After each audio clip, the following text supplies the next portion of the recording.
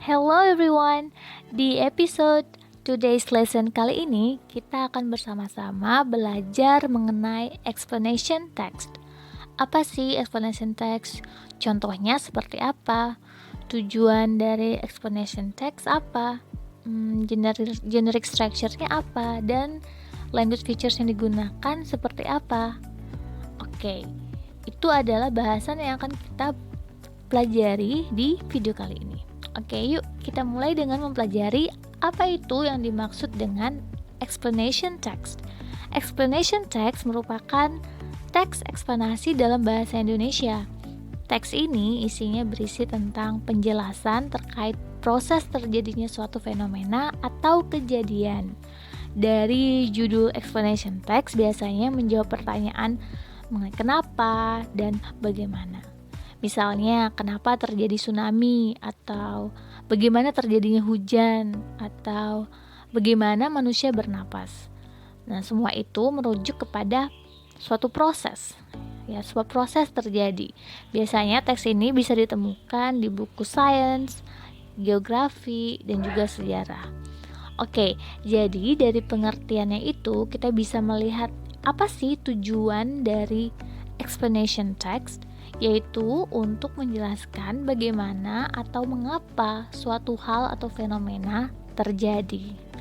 Nah, sekarang kita lihat bagaimana susunan paragraf atau struktur dari explanation text. Harus diingat ya, ada 3 bagian, yaitu yang pertama adalah general statements, di mana kamu harus menjelaskan informasi umum tentang topik yang akan dibahas pada teks tersebut. Karena general statements ini ada di paragraf awal, jadinya harus memperkenalkan topiknya dulu ke pembaca. Nah, kalau orang baru ketemu pasti kan kenalan dulu kan, biar kenal. Tak kenal maka tak sayang. Gitu. Oke, nah di bagian selanjutnya ada sequence of events atau series of events. Pada bagian ini, kalian harus menjelaskan prosesnya, langkah-langkahnya, bagaimana suatu hal atau suatu fenomena itu terjadi. Jadi penjelasannya harus menggunakan pertanyaan why atau how, kenapa atau mengapa, bagaimana, supaya penjelasannya dapat dimengerti dengan jelas. Bagian ini merupakan bagian inti, jadi kalian bisa menulisnya lebih dari 1 paragraf agar penjelasannya itu jelas sejelas-jelasnya. Nah, kemudian di bagian terakhir ada closing atau conclusion.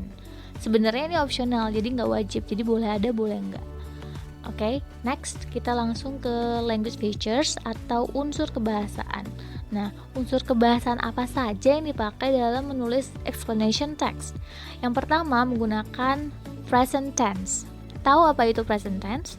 Oke, bagi yang lupa, coba dipelajari lagi ya. Present tense itu digunakan ketika kita ingin menceritakan fakta-fakta umum. Ini seperti matahari terbit dari sebelah timur dan tenggelam di sebelah barat, atau manusia bernafas dengan paru-paru. Nah, explanation text pasti menggunakan present tense karena kita menjelaskan tentang fakta. Oke, lanjut ya. Kemudian kita juga menggunakan noun phrase yang berfungsi sebagai adverbial phrase. Maksudnya ada frasa, kata, atau klausa yang digunakan di sini untuk menjelaskan atau menambah informasi waktu, tempat, kondisi, cara, atau alasan, atau juga tujuan. Jadi noun phrase juga dapat menggunakan atau menjawab pertanyaan kapan, di mana, mengapa, dan juga bagaimana. Selain itu, explanation text juga menggunakan passive voice yang bertujuan untuk menekankan fokusnya pada kejadiannya atau kegiatan yang berlangsung, bukan pada subjeknya. Gitu. Misalnya udara, misalnya ada kalimat gini, udara dibutuhkan untuk bernapas, itu kan passive voice. Jadi kita bukan menulis kalimat seperti manusia membutuhkan udara untuk bernapas. Fokusnya kan beda ya. Udara dibutuhkan untuk bernapas versus manusia membutuhkan udara untuk bernapas. Ini adalah kalimat aktif. Nah, sedangkan kita sering menggunakan kalimat pasif dalam explanation text. Jadi fokusnya beda. Fokus penjelasannya adalah udara, pada udaranya, bukan pada manusia. Jadi jangan gagal fokus ya. Pakai passive voice. Oke, next ada action verbs, yaitu kata kerja yang digunakan untuk menjelaskan aksi yang berlangsung, yang mana aksinya atau kegiatannya dapat dilihat. Ya, contoh make, membuat, remove, melepaskan, do, melakukan, travel, bepergian atau ya travel.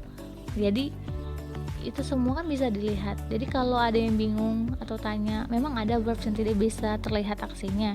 Ya ada, misal contohnya think, berpikir, feel, merasakan, itu kan verb juga, tapi kita tidak bisa melihat aksinya bagaimana. Jadi yang dipakai adalah action verbs ya.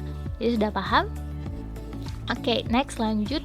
Explanation text juga menggunakan technical terms atau istilah-istilah teknis yang berkaitan dengan fenomena yang dibahas. Contohnya kalau mau bahas tentang bagaimana manusia bernafas, pasti ada istilah respiratory system, lungs, throat, epiglottis, trachea, dan lainnya.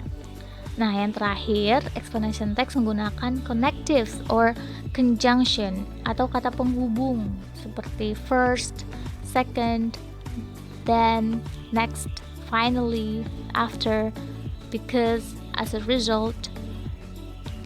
Nah, berikut di slide selanjutnya kalian bisa lihat ini adalah contoh explanation text ya, yang menjelaskan bagaimana kita bernafas. As you can see on the screen, teksnya sudah dianalisa, struktur teksnya dan language features-nya. Untuk language features-nya ada 6 warna yang berbeda yang menjelaskan masing-masing fitur yang sudah kita bahas barusan.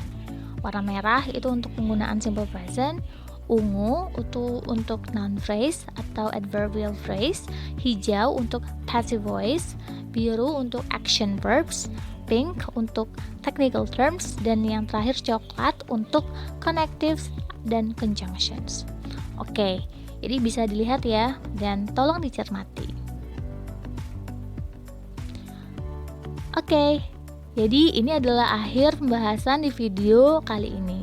Kalau ada yang masih kurang jelas, bisa ditanyakan di kolom komentar, atau kalau mau request atau saran materi atau topik apapun dalam bahasa Inggris bisa juga di komen di bawah. Oke, I hope you find this video helpful. Sering-sering berkunjung ke channel ini ya untuk belajar bareng. Goodbye, have a nice day.